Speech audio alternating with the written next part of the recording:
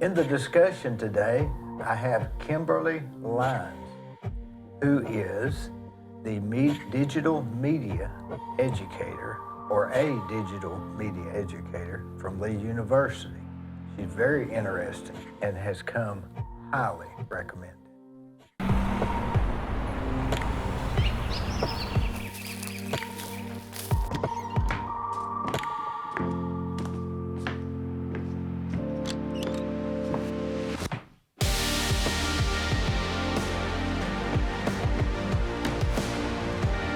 Now, did you say your husband worked in Dalton?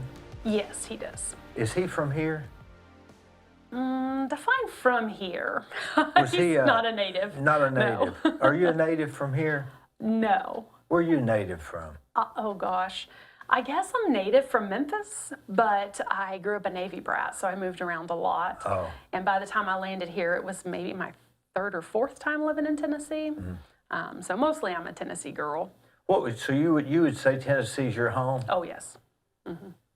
Of all the places you lived, is Cleveland the best? The best. I think so. All in all? I like the overall feel of Cleveland. Even though we keep growing, we still have that small town feel where you run into people that you know. My husband makes a joke about how I can't go anywhere where I don't see somebody that I know. We were flying back from Morocco last year. We had taken some students on a trip, and I ran into somebody on the airplane from Cleveland. What are the odds of that? Right. You gotta They be had also careful, been on don't you? vacation. Yeah. Yeah, I saw a guy, I was coming back from Las Vegas, and I kept looking at this guy. I thought, boy, he looks familiar. And I couldn't place him. And as the plane landed and he got off, he walked by and said, "Hey, Dee." And I said, "Hey." And it dawned on me he was doing landscaping for me at the very time. Oh, wow. Yeah. But I couldn't place him because he was out of context. Out of context. Yeah, I have that problem too. Context is a big deal when you ever notice you have friends in certain contexts, but in other contexts they aren't your friend, sort of they're friends with you in this group, but not necessarily in that group or something. Oh, sure. Yes. That's just life, right? I think it is. We tend to run into so many people and have acquaintances, and we really click about one thing. Yeah. So then if they show up somewhere else, we're discombobulated for a moment, like, oh, you also like this too? Yeah. Yeah. Or if they don't, then you feel like you're not in sync with them there or something. Sometimes. So did you go to school to be a digital media educator? The second time. So the first time I went to school, I went to be a writer. So I have a degree essentially in journalism. It's communication with a writing emphasis. And then when I went back to get my master's degree, I focused more on new media, so digital media as well as writing.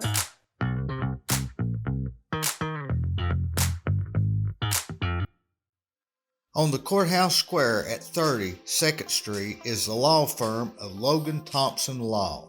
Since 1965, they have served the legal needs for the good citizens of Cleveland-Bradley County. If you've got a problem, they're no problem. Give them a call.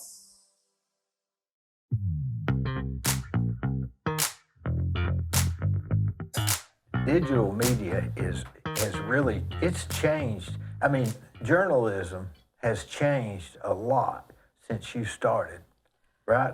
Yes. I mean, it was. Now, did you at one time work for Bradley Weekly? Yes, once upon a time. The Bradley Weekly. Mm-hmm. What was that? Once a week?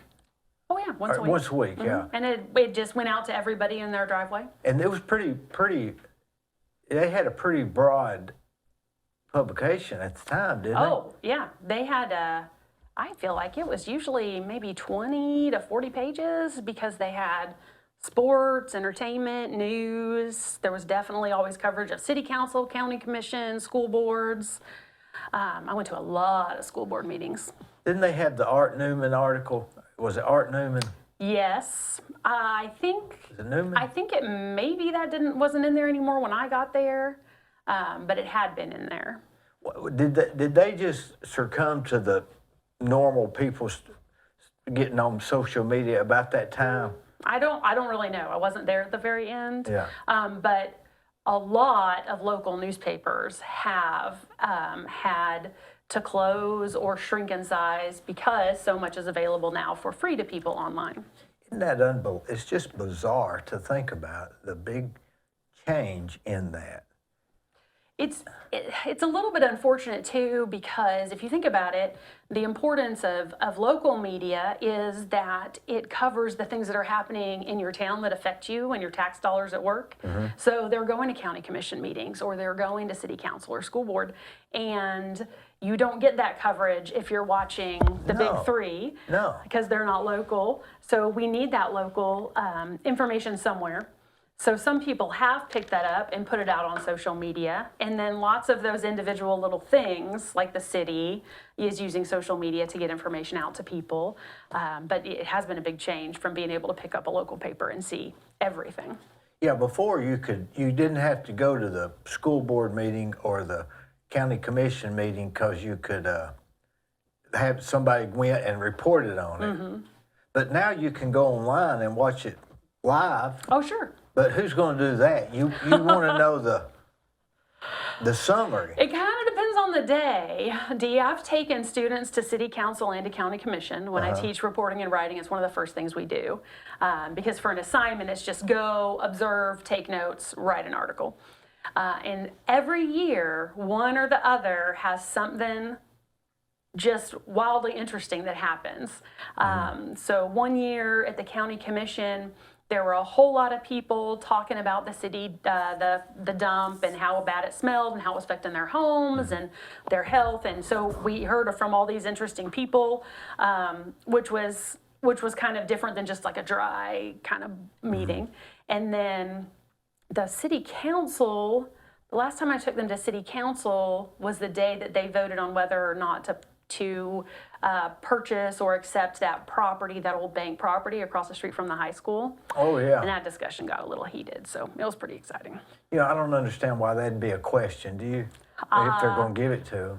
Right. And that was ultimately what it came down Yeah. to, it was really just kind of all of them getting on the same page, working through how was that all going to work and who was going to use it and how it was going to affect the tax base. So they got it all sorted before it was done, but it's the first time I've been to a meeting like that where they took a recess. So it was pretty interesting. Was your idea to be a journalist originally? I mean, like years and years before, I thought I would be, an Oscar-winning actress, and I would go to school and learn about theater or drama and do that. But yes, then I wanted to be a journalist. I thought, man, if I can't do that, I would just tell people stories, and maybe someday I'll work for National Geographic or something like that. But mostly what I ended up doing was local news, which was really interesting, so that people could know what was going on. And I've done a lot of education news. So the first part of my career was in Hickory, North Carolina, and I covered 6 school districts for the paper there. So I was at a school board meeting, every week, twice a week. And then when I came here, I did some other things and then worked at the Weekly for a little while and covered a lot of education and just general interest stories. How'd you end up back here from Hickory, North Carolina? We had a scuffle in the job, and I wasn't very satisfied there. And so I called my mentor here, one of my mentors.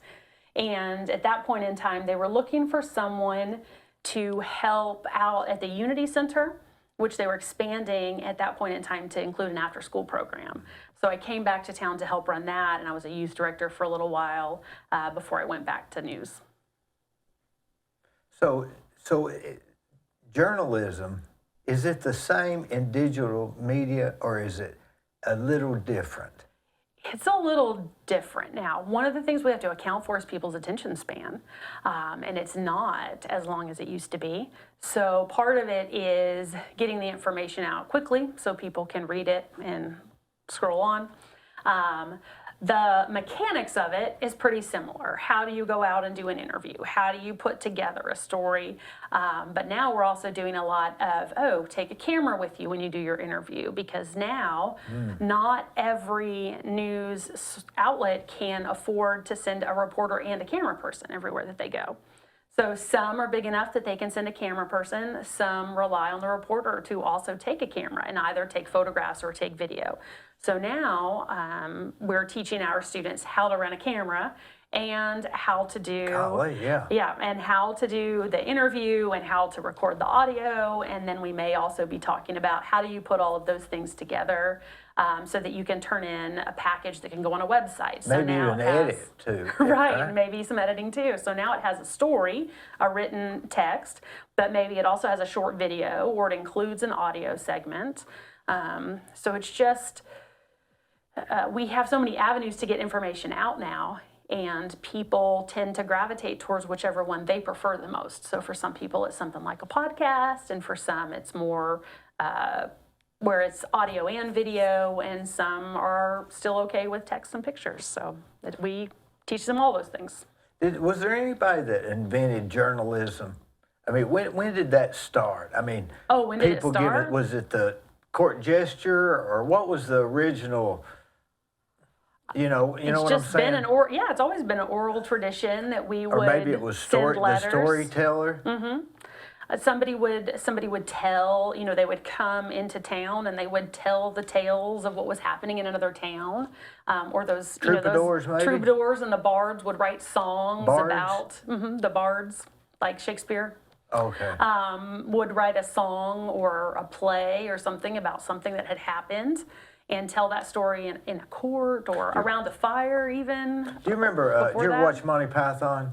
Yes. Remember when he had that guy behind him and he would make up a song Right, about everywhere. the tales? I think that was Yes. he was either a troubadour or a bard. Right, and that was part of it. That was the, It definitely came out of that oral tradition of us just wanting to know what has happened somewhere else. it's human nature, isn't it? It very much is.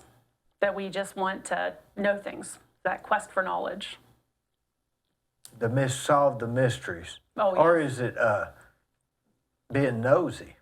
Because if guess. you're looking at the stuff about the county commission, it's education and things that might affect your tax dollars. But the other stories might just be nosy. I think part of our human nature is to want to know and understand things. So I think it's all about your perspective. Are we being nosy? And then are we being gossipy? Because some things, and this is one of the things about journalism where we talk about ethics a lot. What do you publish? What do you not publish? Because you can't publish things that are gossipy, because if you can't verify the facts of them, you're likely to get sued. So we stay away from that and stick with the facts. But wouldn't that be an opinion? Is opinions gossipy? I guess, I don't know. I don't know that an opinion is gossipy. It'd be hard to distinguish necessarily. between, I mean, you can't go out and investigate everything you say. No, but we can if it is a fact-based statement. So, and this is kind of a problem in America right now, is that people can't always tell the difference between a fact-based statement and an opinion statement. It's near impossible. It's not always, though. So if you said to me, gosh, it's 84 degrees today, that's a fact statement. Whether it's accurate or not, whether or not it's correct, is something we would have to verify, which we could do. We could look on a weather app, we could go outside and look at a thermometer. But if I were to say, it's a beautiful fall day today, that's completely subjective. You might be sweating when you're outside right now, and I may be wearing a sweater and be comfortable, but there's no fact there that we can check, because that would be an opinion statement. It's a beautiful fall day, which it's not, because it is in fact 84 degrees today. It's very warm today for October. But people, something like 25% of people, according to a Pew Research study, can't tell if a statement is fact-based or if it is opinion-based. And so that is where, especially in social media, when people then start sharing and sharing and sharing and sharing things that are opinion-based and not fact, becomes problematic. But you could share stuff that's opinion-based, right? Oh, you can share it, but if people think that it's fact and they keep sharing it like it's fact, and nobody takes 30 seconds to look it up and check, But if you looked it up and checked, you may be looking at yet another opinion. That's true. I mean, it might be 84 degrees here, but if you go up, up on Chilhowie Mountain, Right. it may be 78 degrees. Oh, true. And then we would have to make a clarification, that, oh, yeah, it's 84 degrees in town, but up on the mountain it's 72 degrees. And that both are fact and we verified them. But we can't really verify whether it's a pleasant day or not, because it may be pleasant for one person and miserable for another. So generalizing the temperature can be considered fact, whereas saying it's a pleasant day outside would be an opinion. Yes, like putting a number to it, fact, Yeah. we can check it. But then just saying it's nice is more of an opinion statement. But you could do that. Oh, you can say it all you want. Yeah. But people don't necessarily, what they're finding is when people see things online, they don't know how to tell the difference between which is a fact statement and which is an opinion statement, to kind of evaluate that and be like, oh, that's somebody's opinion about that. So it would be helpful, and many news sources do, they put on it opinion or analysis or commentary. Those are words that generally tell us that something is someone's opinion, but not everybody puts it out there. So you don't really, it's hard to know nowadays what is real. It is very Because challenging. where do you go? I mean, used to, you're probably too young to have had encyclopedias. No, I'm not. I was talking to my students about encyclopedias the other day. I told them Britannica, books. right? We used to have knowledge in books. Well, I wonder Yes. I wonder how accurate they were. I think they were accurate, don't you? Oh, sure, because they were researched and then they were updated every couple of years as things changed. Because, they used to tell you like a country and where its boundaries were and how many people lived Yeah. there. And that sort of stuff had to be updated, especially the populations. Was that what Wikipedia is today? Wikipedia? Yeah. No. Wikipedia is a crowdsourced website, which means that you or I can go in there and add information about things. Which means that the information in there may or may not be accurate. Do they have to be accurate? I mean, I don't guess they do, right? Or no, It's just, because it's not always accurate. Because so many people are in there putting information in. And so it's not an encyclopedia in the sense that the Encyclopedia Britannica was, researched and checked. Wikipedia, everybody can input information in there.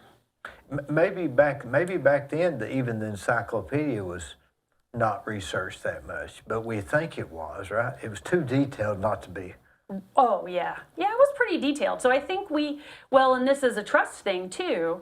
I think if they had published those encyclopedias and we had done research, because we did use them for Yeah, research sure. papers, in school. If we had done research and the encyclopedia said one thing, and then when we looked at another book, it said something crazy different, we would have begun to question whether or not the encyclopedia was accurate. So I would say, based on the concept that encyclopedia was sold for decades and we trusted it as a source of information, it most likely was accurate. I think that I grew up thinking the encyclopedia, that was OC, it's in the encyclopedia. You knew it was a fact. Right. But now, where is the encyclopedia? I Is think there they're such a still thing? online. Like Britannica, like if you went to Britannica's website online, So there is, it you would can still go be- to it. I think you can. I mean, I haven't done a research paper with an encyclopedia in quite some time. But you wouldn't do a research paper with Wikipedia? With the Wikipedia. That's just. No. And we talk about that in class too. I think you can send something to Wikipedia and change it if Yes, if you find something inaccurate, it can be changed. But it's kind of a fluid source of information because so many people can input information into it. boy, correct information is such a hard thing to get.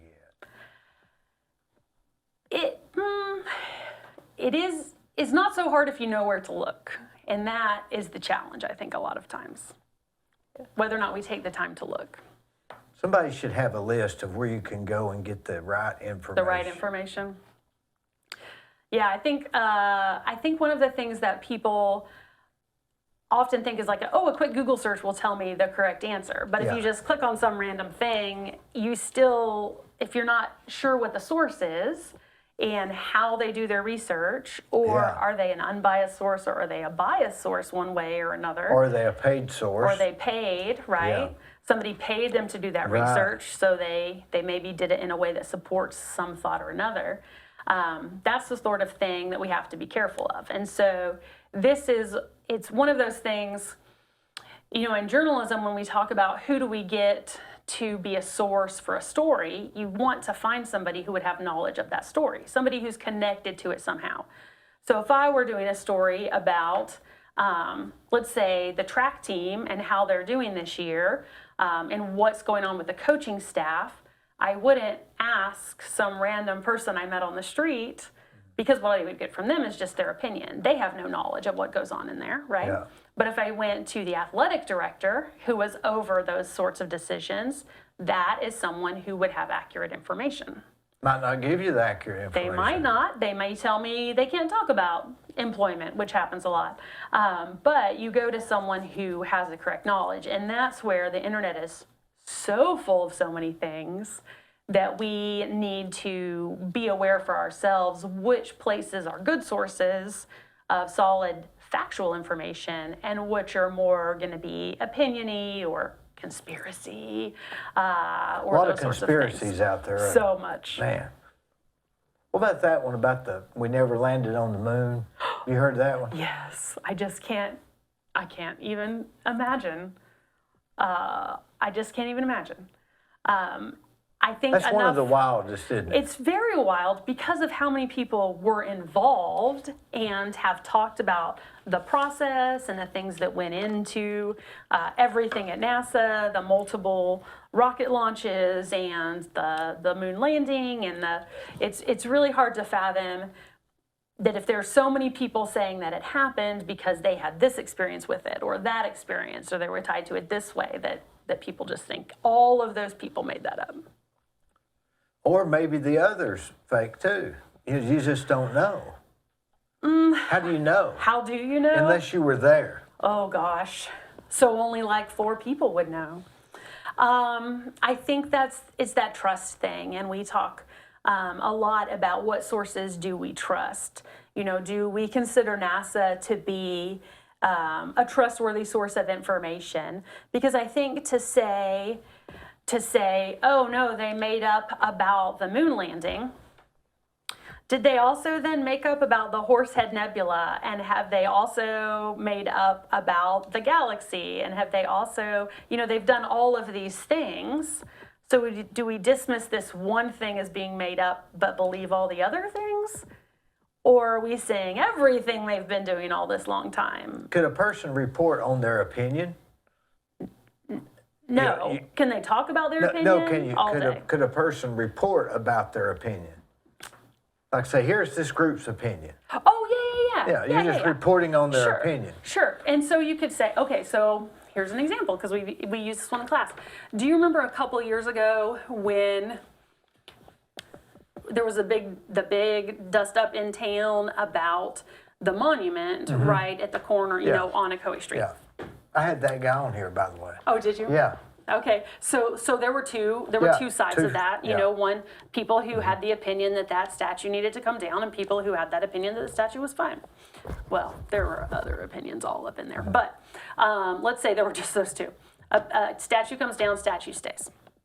Absolutely, we report on that, right? Because this is an event. It's an event based on two groups' divisive opinion about a particular thing.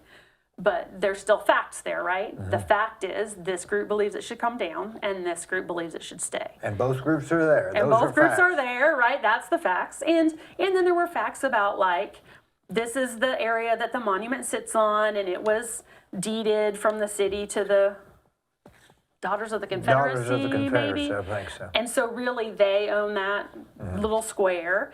And the other facts were it's less a monument to the idea of the Confederacy than to the men who were on that train that had that explosion, right? So there are all these different there's all these different things going into that story, which made it both exciting, right? Because anytime there's conflict, people love conflict stories. But you still would say, these people have this opinion, these people have this opinion. Here's the facts. They don't fix the opinions, right? They don't change the opinions. But sometimes they may, once people know all of the facts. Yeah, I had that guy on here, and after talking with him, I understood what he was saying. He wasn't trying to really do anything. He was just trying to have a better understanding, and didn't want to. He didn't really want a lot of strife. He was kind of given a worse label than it was. But boy, it seems like it's just threading the needle, trying to figure out what you can say. And remember when you used to read an article and it would, or a book, and it would list the sources down at the bottom. Isn't that enough? You can go check it out yourself. Here's where I got that information. Oh, sure. And we do that in the news still. We say, according to Sources. Sources The is where, whistleblower. the whistleblower, and sources or the somebody high up in the White House administration. Yeah, yeah. Some of that though is because people fear for their jobs if they talk about certain things, like whistleblowers, But right? isn't that just an excuse? I mean, we have to report only on the facts unless they want to be anonymous. Well, here's how things should work. There were some ethical problems, more than once, with newspapers who were using anonymous sources. So most newsrooms, from like the Washington Post and the New York Times on down, have a method to how they do those kinds of sources. So an editor should know where that came from. Oh, I see. So that's not something a reporter just keeps secret and nobody knows. So somebody knows and has verified, Oh, I yes, see. it is okay to use that source, and to say whatever they call them, a source at the White House or a source near the president. They have agreed on some kind of phrasing for that. But typically an editor does in fact know the name of that person. I see. And so those things are not published just because a reporter wants to publish them that way. I see. That makes sense. Yeah. And that's one of those things that kind of about journalism that maybe needs to be demystified sometimes for people so they understand, like, here's how we do this thing. And when we tell you a source is anonymous for some reason, here's who knows. They could say our sources, which we know, but we have verified, Right. or something. But then people would still question that. Oh, sure, and what's a conspiracy and what's not. Yeah. But it kind of is a common thing.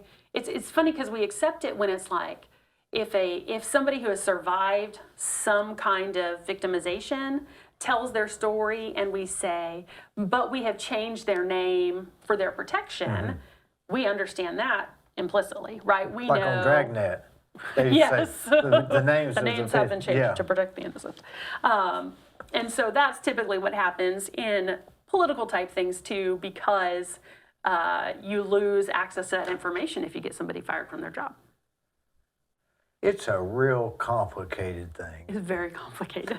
Back in the Old West, they used to have those dime novels, they used to Yes. call them, and they would make up like the gunslinger, real fabricate a whole lot of stuff around them and so that was the original misinformation, right? I guess. Oh, I don't know. I feel like did people not understand that they were fiction?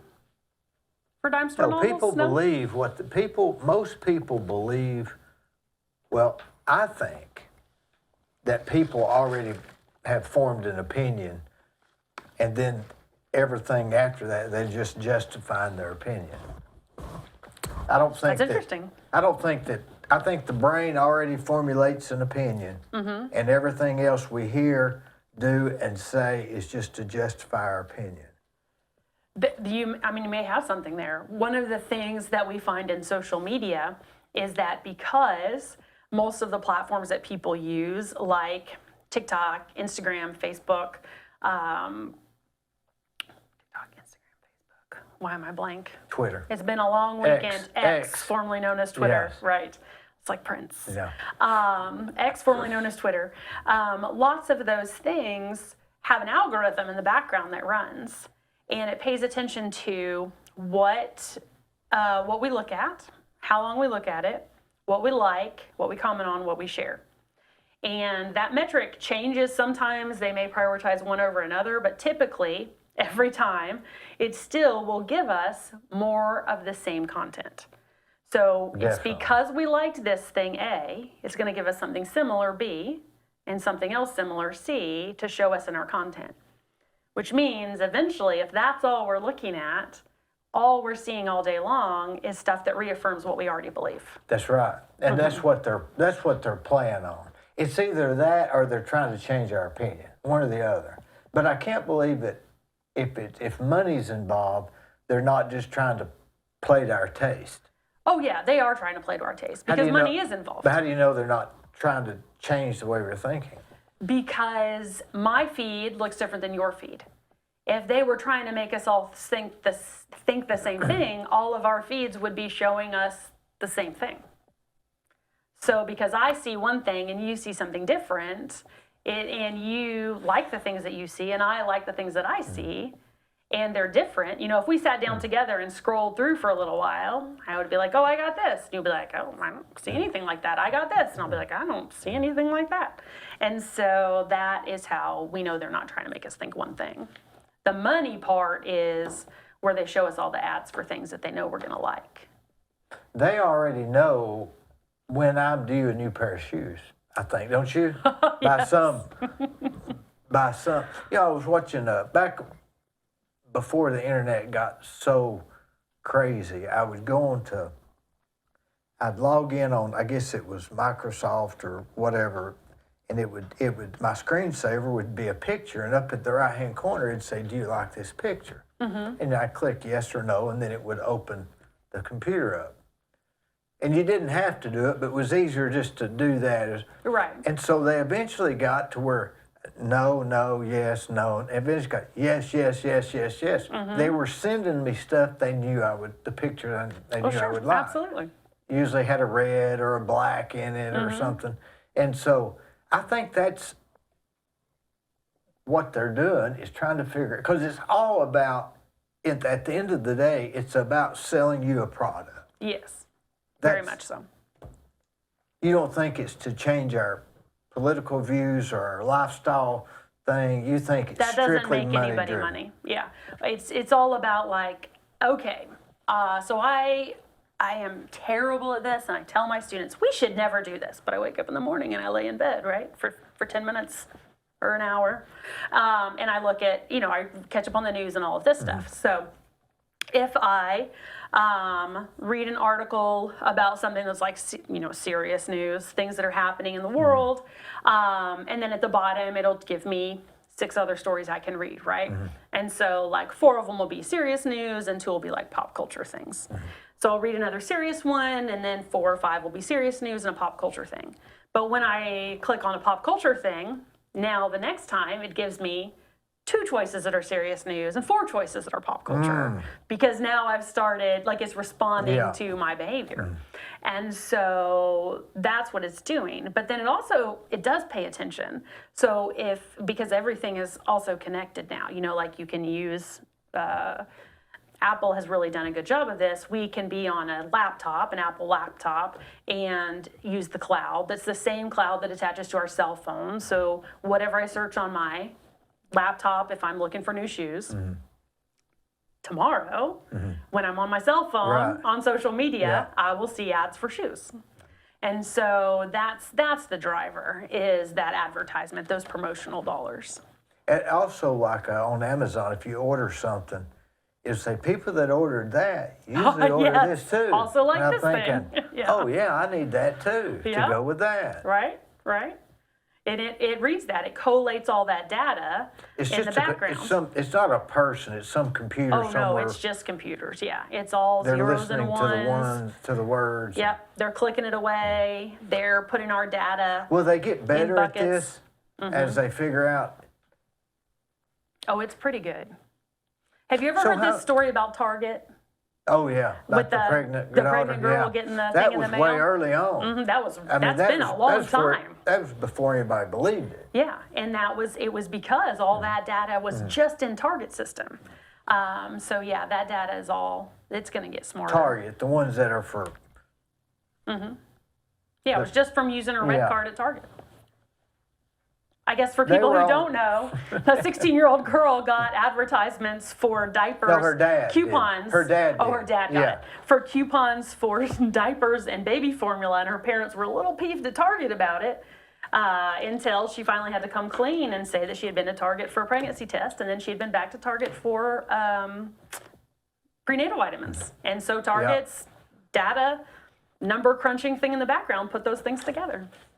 well, that'll scare everybody now, I think it's. Right, if they get, so maybe our Target locally should not be sending circulars out like that right now. The Target's always new at this, always on the front, is generally Oh, yeah. on the front end of this new stuff that's might and might not work, right? They tend to have their finger on the pulse of what's going on, but there's also a little bit of driving trends, because if you make a trend, if you make a thing and then you push it enough in advertising and you send it to all the right magazines or social media influencers or whatever, you can kind of drive a trend too. You know, some of those stores order their stuff like a year or two in advance. Yeah, did you They know? already know what we're gonna want. I don't know if this is true or not, but I heard it's true. Another one of these rumors. But that they actually, designers, they get together and they decide what color is going to be popular next summer. Oh yeah, And they'll give that to the clothes designers, and they'll start making, the yellow or the, well, because Pantone, which is the color people, announces a color of the year. the what? Pantone. Pantone? Pantone is Oh, like, the Pantone color chips, and they track the all the colors. Pantonium wheel or something like that? Yeah. So they'll say, oh, such and such is going to be the color for 2024, and we'll know before the end of the year. Now, how do they know that? Some kind of algebra? I have no idea. I don't know if they look at what we're doing already and lean into that, or I have no idea how that I know works. it's not going to be hunter green, because that was a few years ago, Was it? right? Yeah. I remember everything was hunter Remember green. when the ultraviolet? Oh, yeah, do I ordered the Pantone. Oh, yeah. The Pantone sneakers that Yeah. were ultraviolet, and then it's a terrible color. It does You not look remember- good on people. You remember about 85 when the real bright colors were in? Oh yeah, the neons. Yeah. Yeah, and they kind of came back around again. They the kids really started did. wearing them. It didn't take off again, did it? Not but as boy, big. everything was bright, wasn't it? Oh That yeah, was like what, neon 85? yellow and pink and turquoise. Yeah, I remember that. I had a lot of very colorful clothes. when Yeah, I what was a kid. singer was it that was wearing those in? Was it, Oh, Whitney Houston wore a lot of that, and then No, Tiffany and Debbie Gibson, Cyndi Lauper. yeah, Cyndi Lauper for sure. But there was, She's there always was been a wild another one. guy. Was it Lionel Richie? Or Did he do or those who is colors? it wore the baggy? Miami Vice. Oh yeah, yes, yes, Had Miami the Vice, beard, big time. Yeah, sport jacket. yes, those Leisure suit. white jackets Yeah. with the bright colors underneath. Yeah, the big collars. I remember we used to get those slouch socks, and also the kids think they're so cool Slouch wearing the socks. Converse sneakers, but we wore those when I was a kid too. And you get your slouch socks in two colors and your Converse sneakers in two colors, and then you'd wear them kind of opposites. You'd wear like color A and B Oh, and yeah. B and A. Trying to be like I don't know what we were Pippi trying to be Longstocking. like. Who's Yeah, I that? guess. Who's It was that? very Pippi Yeah, Longstocking. Pippi We thought it was Longstocking, very yeah. stylish, but I it think was that's very what- Pippi Longstocking. But if they tell us what color is going to be for next year, will we tend to like that color? Will it tend to grow on us? Maybe. It might. Do they tell us what we're going to like? I don't know. I don't know if they're telling us what we're going to like, or they're telling us what we've already kind of leaned towards. That's a big question. Yeah. Because like And we every don't even know- paint company comes out with, these are the top colors for next year, but they don't do it. They're not like right now telling us their most popular colors for 2023. They're going to be telling us their most popular, the best colors for next year. I'd say that they're already in production, Probably. those type stuff. I know it goes with wallpaper too. Wallpaper Oh, yeah, 'cause will that'll tend all to change. It tends to go along with that. I've noticed. But when we say they, we don't even know who they are. Who are they? I don't know. Because for fashion, isn't it like believed it's Anna Wintour who always tells us from Vogue what's going to be trendy? I don't know. Yeah, I don't know either. It's a big question. It is a big question. Because social media can collate so much information about us that it may be that they're already seeing what things people are leaning into. Well, on Twitter, it always has the 25 trending subjects. And it makes you wonder if that's trending or if they're trying to make us trend. It certainly According to you, feeds it's the what wheel, right? Because now maybe it was already, maybe it was trending because people were talking about it. But now if you also tell people when they first get on there, these are the 25 things that are trending, what are they going to look at first? Yeah, those. One of those things that are trending, right? Right, now it's Yeah, now that's what we're going to look at. Because I always look and say, what's trending? Oh, it's trending. If they said Dee Burris was trending, then I'd be trending. Right. It says self-fulfilling prophecy. Yeah. Yeah, it's kind of that which came first, the chicken or the egg. What came first is something started trending. But once you tell people that thing, you're just reiterating that point, and that's what people will look at more. Do you think digital media is the same as it was?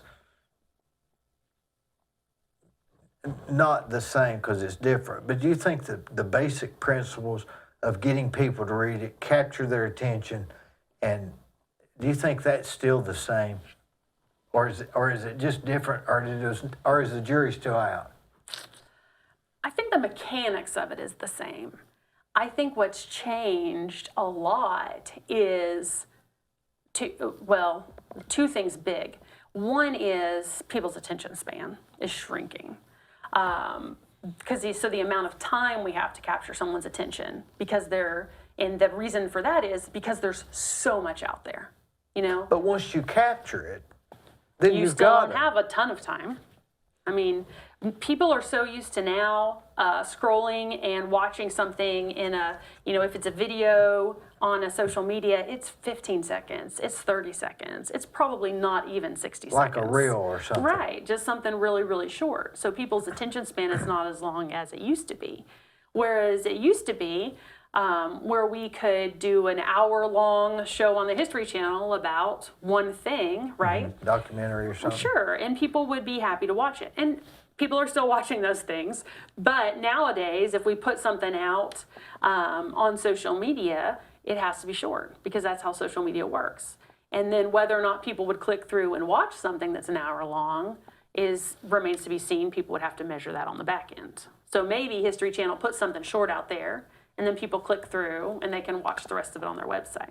And maybe the thing to do now is to do the opposite. Everybody's doing these 15-second reels and that sort of stuff. Maybe the idea is to do like this is an hour and a half long, and if you're interested, it's a lot of what you're interested. If you're not, go on to something else. Right.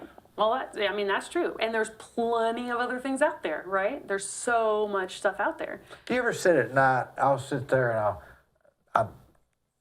look up something on, check my email or something before I go to bed. And next thing you know, I'm watching some guy make pretzels on a reel. Yes. And then that's no good, so they're making a neat birdhouse. Right. And I have no interest in that at all. Right. But I'm watching it, and you feel almost like you've eaten 2 donuts. Oh, yeah. Too much. Too much, too sweet. You really feel, or you're embarrassed to yourself because you've wasted 15, 20 minutes scrolling through nothing. If you're only wasting 15 or 20 minutes, I think you're doing pretty good. Because other people could easily say they wasted an hour or 2 hours. I'm the worst to go down the rabbit trail. This is terrible. I saw, or maybe it's good because I learned about history, but I was scrolling one day and I saw some this person in history sort of post on Facebook. And so I read about these young women who, during the times when people are crossing the country to the Oregon Trail, this and this and this happened to them. So next thing you know, I'm like, well, this is a really interesting story, but is it like a true story? Is it just a Facebook story? Yeah. So I go and I look it up. No, it's a true story. So next thing I know, I've ordered a book about these girls and this, how they ended up with it. You're wearing the suits. Yeah, they're with the Indians and they're getting their Yeah, faces yeah. Now I'm listening to a podcast and I'm listening to a book and I've learned all about this. And you got to think that they knew you would be interested in that before you looked at it. Yes, they said, interesting women of history. Kim Lyon always clicks on yeah. that. She will love it. Yeah, it knew. And then you get done and you say, well, I've learned about that. That and $1 will get me a Gatorade. Right, nothing. It's just a thing I know now. I would probably do okay at Jeopardy. Maybe we're better off not to even have anything. If you didn't have any, of course, that's what the TV is. Even before the internet was Sure. watching TV and primetime TV and the Super Bowl and, ads with all this. So this is nothing new. No, it's just a different technology. So, we're working our way through history in my fall class, and we start with in the colonies, the postman shared news and information that he read from the papers that came from Europe, right? That's where we start. That's how news started in America, pre-America. Now say that again. The postman? The postman was the first kind of news source in pre-colonial America. So he'd go In colonial around America. and tell the news? Oh no, everybody came to him, right? Because he's the postman. So when people came to check their mail, Oh, he read the newspapers. he and read the newspapers that came, I but see. also everybody talked to the postman about the letters that they got and who Oh, I see. What Aunt Martha in New York told them and what Cousin Barry told them from wherever else, Mm-hmm. Boston. And so he had all the scoop Mm-hmm. about all the things. So the postman was the first kind of news source. And then we got the printing press, right? And so then we started printing. Well, Mr. Drucker on Petticoat Junction or on Green Oh, gosh. Acres, he always gave the news. He gave out the mail and he ran the newspaper. So you're exactly right. That's how it started. Yeah. And then the printing press, the printers found out they could make a little extra money if they printed up some of that news Yeah. and sold it to people. Did the typeset. And then Oh, it I evolved from there. I mean, Europe was already doing news, Mm-hmm. and so we evolved from there. But yeah, we just evolve with every technology. So Mm-hmm. we evolved from there to the telegram, which got news places faster, right? And the telegram is about the same time the AP. The Associated Press came together because editors decided, man, it sure is cheaper than all of us sending a Pony Express rider. Yeah. If we just sent one Pony Express rider and we shared the news. Yeah. And then we got we went from that to the radio, to the TV, and every time we just kind of had to change how we were sharing information with each other. And and the way we can share it has to be faster or we keep doing what we're It's doing. always faster, right? But now, with social media and the internet, there's no gatekeeper. So it used to be the newspapers were gatekeepers of information, right? They were Well, the we ones thought they publishing were. it and putting it out, We thought. right? Maybe and they then the weren't. radio Maybe people. they weren't. But everybody couldn't get on the radio, and They had- everybody couldn't get on the TV. But everybody's got some biases. Oh, yeah. But I mean, as far as getting information with other people, the internet has allowed us to open our social network to the whole world, Now, my daughter considers her friend in Germany one of her best friends, and they have seen each other one time for 2 weeks. But they talk to each other online, and they send each other texts, and they are able to share information. She can get a text within 2 minutes, can't Sure, she? from the other side of the world. Yeah. We used to have to wait a week, 2 weeks for a letter to get Wait from for our the letter, yeah. friend from the other side of the world. Yeah. And we had, remember when pen pals were like a big thing in the school, and you yeah. could get assigned a pen pal from another country? Yeah. And you just waited for the letter to come? Not anymore. She just types a little text in, as long as she's in the right time of You day. can even do a voice text, Right, yeah. And as long as it's the right time of day, it goes instantly there, Or she can and it just comes back. put the video camera on and And just talk to her, yeah, which is crazy.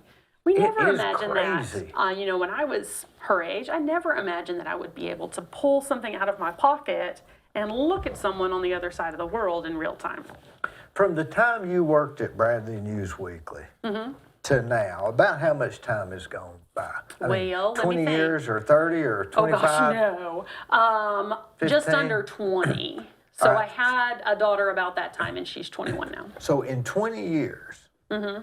we have gone from a daily newspaper and a weekly newspaper Here, mm-hmm. to one newspaper. They've moved to a whole new location. I don't even get it. And they mail it like 3 a week to people that, and there is no Bradley News Weekly. And we can, so I mean, that's in 20 years. Right. And most of that has happened in 10. Yeah. Yeah. So well, some of let's, the banners happened real fast. so let's fast forward 10 more years. Ooh. What will change? Or is this just the era where that's changed? The next is medicine. Before that, maybe was music or transportation, or was this just the media? You know what I'm saying? Was this Yeah. just the era? Because how much different can it get? Well, I don't know, but I think there's been a big change in media roughly every 2 decades. But how can it So, change anymore? I mean, you I don't think the people who first listened to radio thought the same thing? And then we figured out how to send waves through a picture tube and put a picture in a box. So I think we just can't even fathom what comes next. Maybe then, you know how the sci-fi channels do the sci-fi movies always do like the hologram or right. like maybe we just wear glasses and we see everything on the glasses and we don't even have to carry a cell phone anymore. It's hard to even fathom because from radio to television was about 25 years.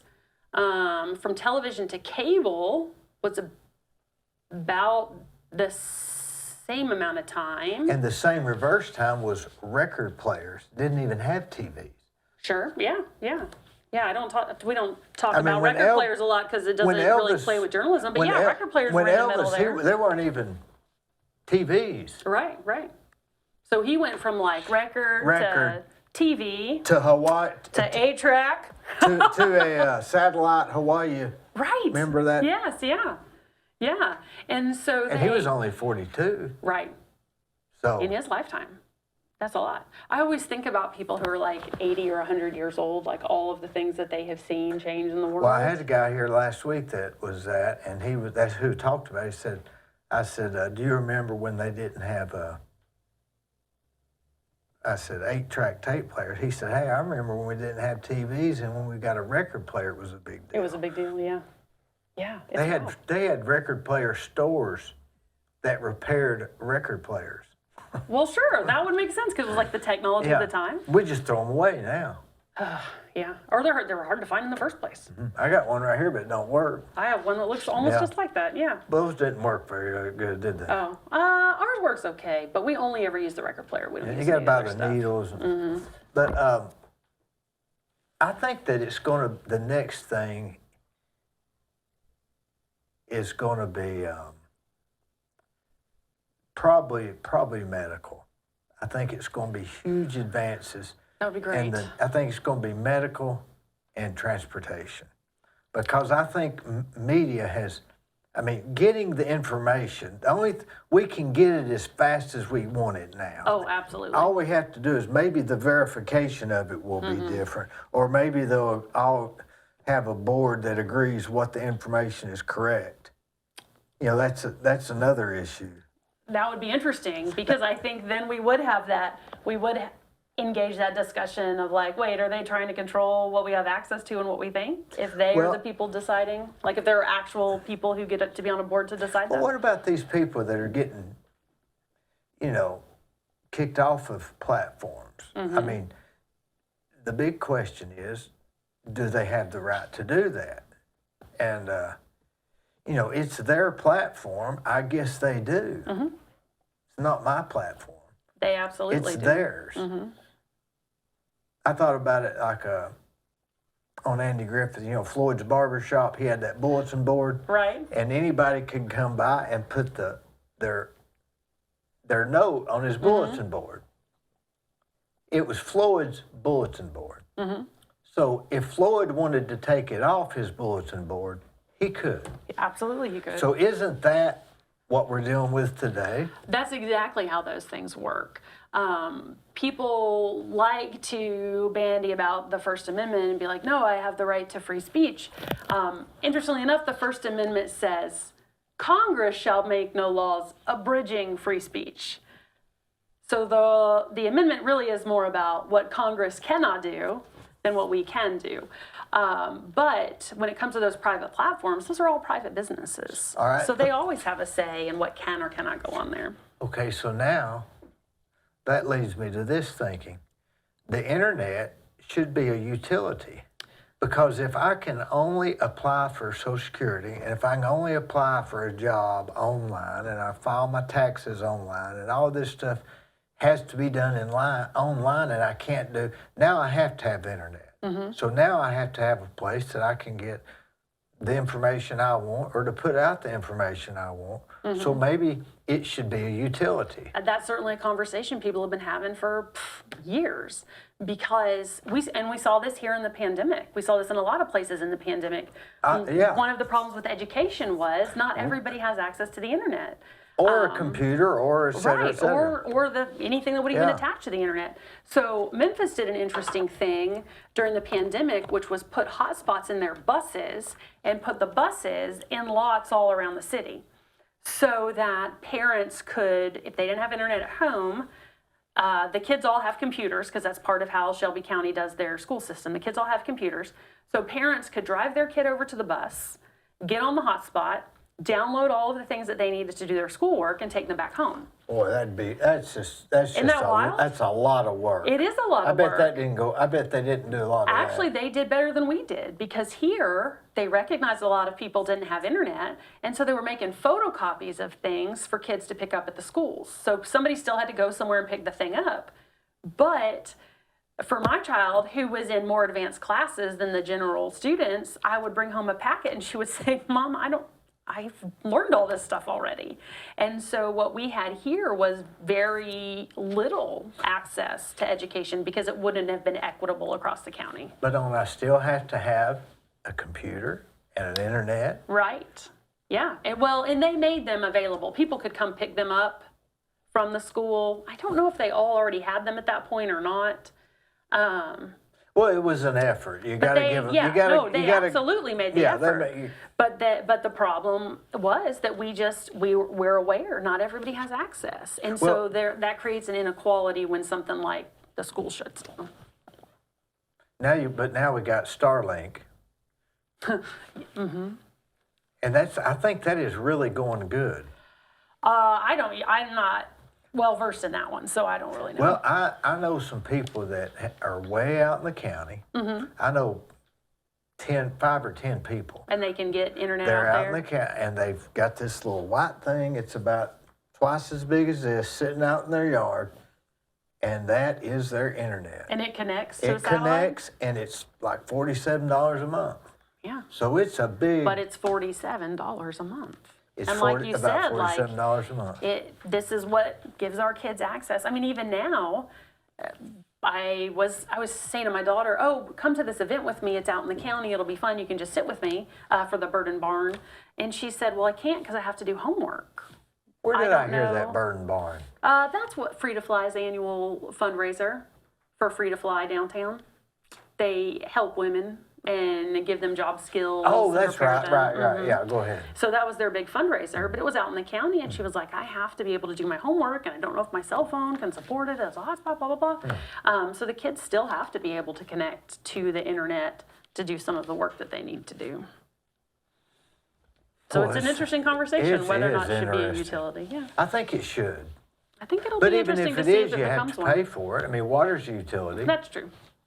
Well, and now that Cleveland Utility is, hopefully we'll be getting into that, we may see if that affects our prices. It's going to be interesting. But that's only for people that you have to have in Cleveland Utilities.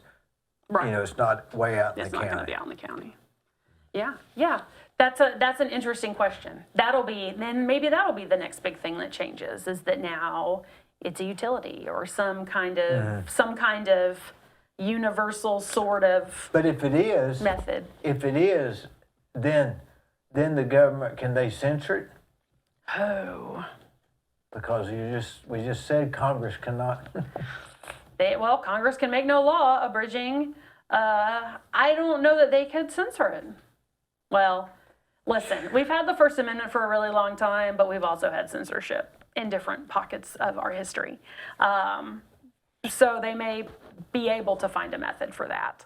But it would, even if the internet itself was a utility, things like social media platforms would still be privately owned because they're still their own businesses. But I would think that social media should be the utility as well as. Oh, I see. Ooh. Shouldn't I be able? I mean, the average person can't go out here and start his own platform. Oh, I don't know. It doesn't cost very much to buy a domain name and set up a website. Well, nobody would come. I don't know.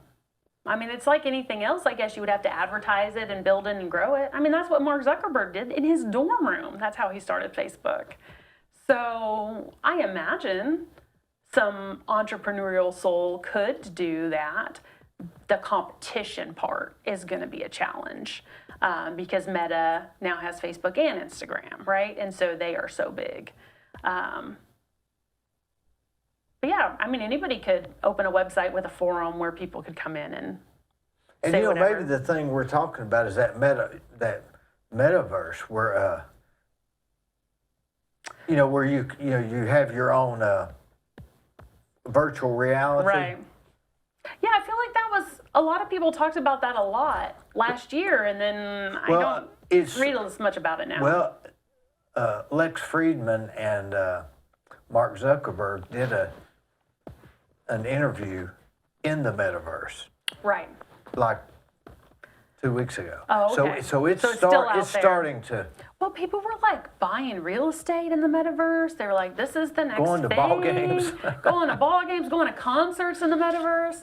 So, yeah, I don't know. I think that's going to take a lot of people wanting to be part of that and really disconnecting from. And some people want to disconnect. Right. Some people aren't interested. Mm-hmm. Yeah, which is true and sad. But yeah, it'll be interesting to see how big that takes off. At the same time, I feel like there's a little bit more push from some factions of our society to like be more intentional about connecting with people in real life. For some to people kind of it's combat healthy, that. and for some people it's not. Right. Some people just don't want to socialize. Right. They're just not interested. And that's one of the things that researchers are seeing. Researchers are looking into how does social media use impact people's mental health? How does it impact their attention span? How does it impact the family? How does it impact all of these things? And I think the more we see those results, the more people are like, oh gosh, maybe we shouldn't be on there so much, and then we're still on there. So some households are making rules like we're like, oh, let's all eat at the dinner table, no cell phones, right? Because we are all going to sit here and we are going to talk to each other. Yeah. And argue. And argue. Because that's what'll happen. We have pretty chill kids. We don't argue a whole lot. Or we're going to have a game night, right? We're going to play games tonight rather than everybody be on their cell phones. Killed me. I went to the movie theater not too long ago, and the guy in front of me was on his cell phone the whole entire time. I was like, "You paid to be here," and so the lights, it's wild. if they're going to be on it, dim it. Yeah, or sit in the back. Yeah, or just don't even bring it. That drives me crazy. Yeah, like the whole entire movie. So I don't know. I feel like the more we hear about things, some families are finding more balance, or parents are really being proactive in these conversations of like, at what age should I give my kid a cell phone? What's going to be the right age? Why do they need it? When will they need it? Stuff like that. So, then it changes. My first kid didn't get a cell phone until he was 17. That Vivek, the guy who's running for president, Vivek, he's for no social media till, outlawing it till you're 16. Which is impossible to do. Yeah, I can't imagine how you make that happen. Because kid just has to say they're whatever age. Oh, can you imagine the, kids going to parties, so, well, call me when you get done. Call me if you need me to pick you up. Right. Cell phone would be fine, but I don't know how you'd have to have and they're out there, these special cell phones that you can get for kids that don't access the internet. They only call and text, like the old school phones. They only call and text, or they may also take pictures, but you can't get on the internet, so you can't get on social media stuff. So parents can give them the ability to call. Because that was kind of our rule first, was like, why do you need a phone? Everywhere you're going has a phone. Like, there are adults there. You're at school, right? Or you're at your after-school program, right? Or you're at practice. There are always adults. They have a phone. And they've about got to have them now to keep up with the other kids on how to use a phone and all this other stuff. It's just there's a lot of peer pressure. Gonna have to deal with it. They've got to have a phone. By the time my oldest didn't get a cell phone until he was 17, and I think my youngest got it in middle school when she started staying after school for activities. And now they probably get them in 5th grade or something. We had a niece just got one in 6th grade. They're pretty young. But I can remember when my daughter would sit with her friends at stuff at school, and I would watch them, and I would be like, some of these kids have better cell phones than I do. Yeah. Which was funny to see, because we always wait till they die before we get new ones. Yeah. Yeah, knock on wood. I have to get one tomorrow. You ever notice the busier you get is when you're real busy is when your phone will go out. Oh, sure. Or smash screen. Or I've downloaded too many things, and so now everything wants to run real slow. Yeah. Have you ever smashed it and it was cracked and you couldn't see the screen, but you just had to go and memory it? Well, I've done that. I did that for like 3 weeks. Oh, wow, no. To waiting for the other phone. Oh, yeah, waiting for it to get here. Because I hate that insurance and all that. 3 days and download and all that stuff. Oh, yeah, that's a big process. No, I did break one once, so that every time I had to use the slider, I was so afraid I was going to cut my finger. Oh, Lord. Yeah. Because it was just right in the right spot. But no, we usually get them changed out pretty quick just so we can keep up with all those children. Did you say you're remodeling a house now? Oh, no, a building. A building. A commercial building. Yes. What was it you were renovating? We purchased the old McIntyre Insurance building on 1st Street downtown. Oh, Bob's. Mm-hmm. You purchased it from him? Mm-hmm. Oh, yes. He's been very nice. Oh, he's real nice. He's such a nice guy. Yeah. His wife has come, and they looked through and kind of see what we've done a little bit in there already, and we're hoping to have them all out as we finish each phase so that they and some of their staff can see it. Yeah. For years. Yes. I love old houses, and I love the thought of freshening it up and letting new people come in and start new businesses. It's going to be a co-working space. So it's called the Guild, and it'll be co-working and office rentals. So there will be there are many offices in there. So there'll be offices that people can rent. So instead of having to rent a place, and then now you also have the overhead of your utilities and your internet and somebody to clean it. We bundle all of these people together, and they pay for the rental, and then we have a lobby, and we have a kitchen, and we have other space that they can come in and work, and we have conference rooms, copy machine, all the things you would need in an office, plenty of tea and coffee. Reception? Yes, Receptionist? we'll have a community manager. So they'll be in charge of troubleshooting the copy machine. They'll troubleshoot the copy machine and make the coffees.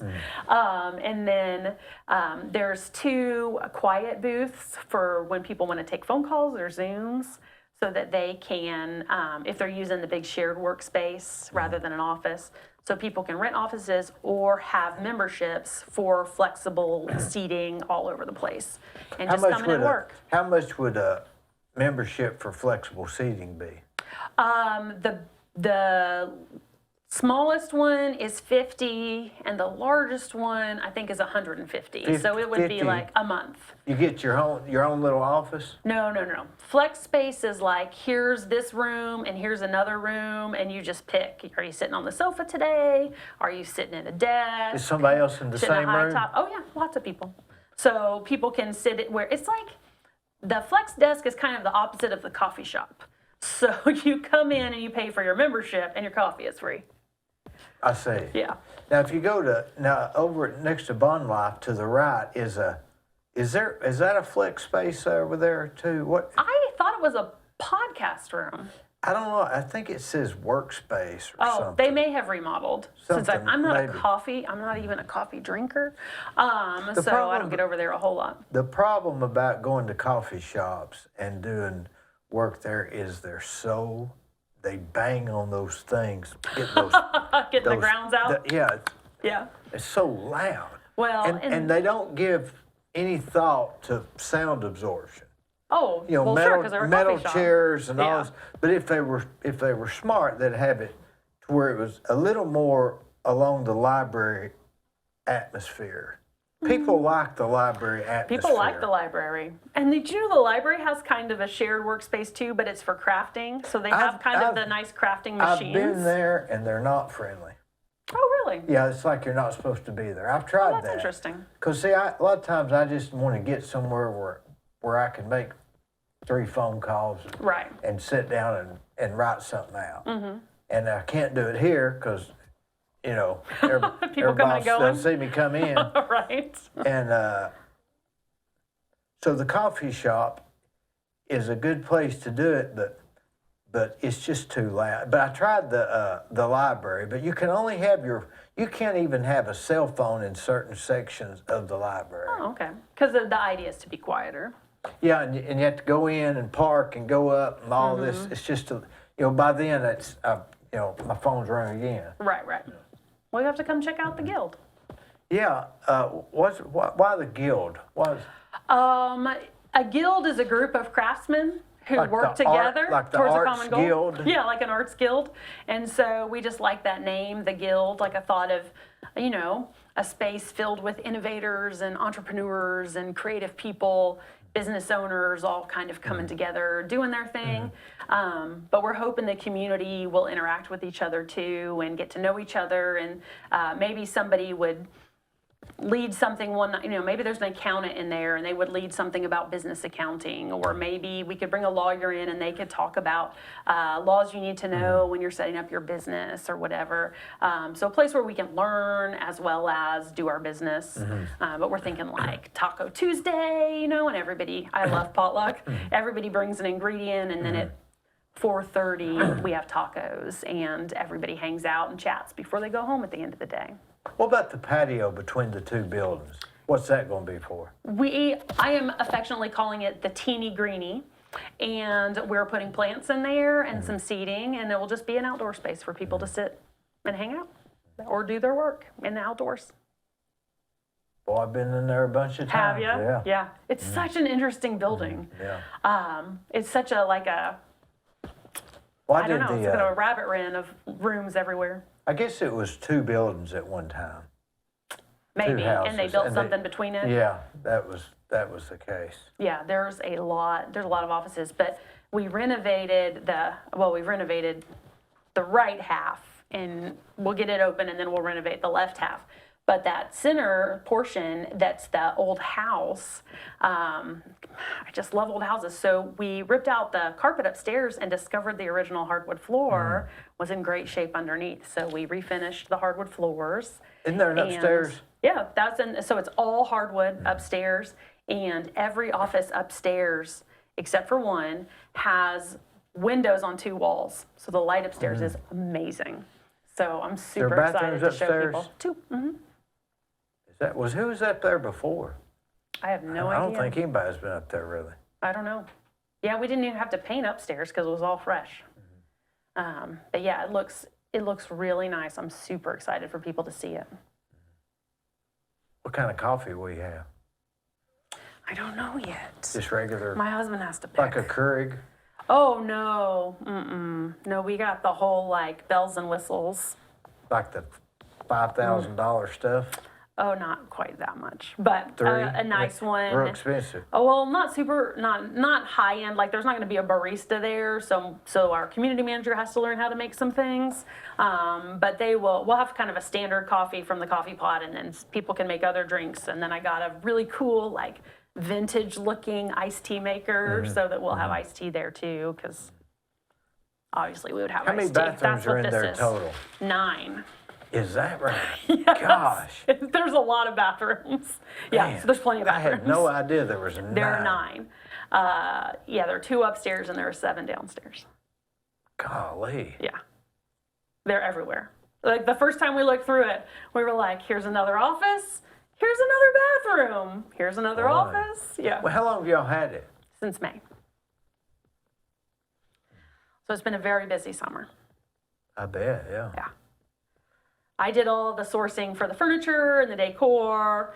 So I have 2 storage units right now. I'm waiting to unload and move in. It's almost my turn. Well, it's close to your day job. Oh, yes, yeah. Mostly I'm to get it up and running and somebody else will run the day-to-day. So I will do my day job. Is your husband, is he going to be there doing much, or is he? He'll probably be there on Fridays. When he was working on his PhD, he stopped driving down to Dalton on Fridays, and he really likes it, so he Yeah. stays home on Fridays. That's a pretty long ride to Dalton. It's It like is. 35 minutes or 40. It is. He likes to decompress. He likes it because it's a good time to decompress from whatever Yeah. he had to deal with for the day, Yeah. so he doesn't bring it home, Yeah. which is nice. And because I know some of that, counseling is heavy. And so he's done it for, we were trying to figure it out the other day, maybe 16 years he's driven down there and back. Yeah, long time. He knows every driveway and every fence. Right, yep. And he'll be like, I didn't really pay attention the first couple times I was driving down there to visit him at his office, and he said, well, such and such place where the cows go under the road? And I said, No. the cows go under the road? And he said, yeah, at that one farm they go under the road. And sure enough, next time I drove by, I realized they do in fact go under the road. There's a lot of places like that. I had no That you idea. don't realize it because you can't see. Right. But that was pretty genius when they were kind of dividing through some people's farmland to guess give they- them that opportunity to still be able to use it that way. It's pretty smart. Are you excited about the future at Lee College? Lee University? Yes. Yeah, I think it's been interesting the past couple of years, because when I was a student there, Dr. Kahn was president, right? And so when I started as an employee there, Dr. Kahn was president. And I think, like anything else that changes after a long time leadership, I think it'll be interesting to see what happens over the next couple of years. And maybe it'll just be about the same. It's hard to say. College is changing. So we're having a lot of conversations about who we are, what we want to be. But yeah, it'll be interesting to see. Yeah, and I guess there's some thought of being just what you are, right? Yes, there's some conversations Yeah. about that too. Yeah. Because we've long been the most affordable Christian college in the area. And that is something that the university was very proud of. Like, it was accessible for students who wanted the Christian college experience. And so that is something that they're very aware of when we're talking about other things going on or changing. But there's some really neat stuff right now. Like they're finishing up between the education building and Mayfield. They've done some new things with the parking lot and the landscaping back there. And so I'm really excited to see that get done. And that new sports complex for the track and the lacrosse and soccer is really fantastic. It's fun to go sit in there. So I think there's definitely some things, when people come back now for homecoming, it looks different and new and exciting. It's a lot of And fun. the track thing is it's maybe one of the first things that's not contiguous, right? It's not actually connected. Yeah. Well, I guess The baseball and the track. I guess the track is sort of across the road from the little park there. The park along the creek. There's like 4 houses between them. But I think, I guess you can go There's down a the couple of green. houses. Yeah, the greenway behind the greenway, houses kind of connects them. Don't they have a that's true. garden back there? Not Of some anymore. sort? No garden? No more? No, and I was wondering what happened to that a couple of years ago. That was a really cool concept, that kind of shared It community was, garden, but I've it's not noticed back there shared anymore. gardens never last. Well, it's because people have to make it. And we Yeah. had a shared garden at Yeah. our church for a while, but it was the same thing. Like 1 or 2 families would be out there all the time, And 1 or 2 taking would care of eat everything. things, and the rest were like, oh, "This was such a great idea, but I'm so busy to just make the doesn't time to work. get over there." No, I guess that's No. sort of like socialism versus capitalism. maybe. Mostly it's probably a time management problem. But what do I know? I killed the garden in my backyard this year. Yeah, so are you going, your whole or you're both your kids live in Cleveland? Oh, my kids, Or are all no. 5 of them? Are they We gone? have 5 kids. Golly. No, 2 live in Cleveland, the one who's still at home, and the one at Lee. And one's in Chattanooga, 2 are in Chattanooga, and 1 is in California. Boy, that's They're a lot. everywhere. It's crazy. It's crazy. But they should all be home at Christmas, and we're hoping to all hang out at spring break. Well, I certainly hope so. Yeah. Hey, I appreciate you coming. Well, this It's has been really lots been of good. fun. It's been Yeah, educational. it's been a great time.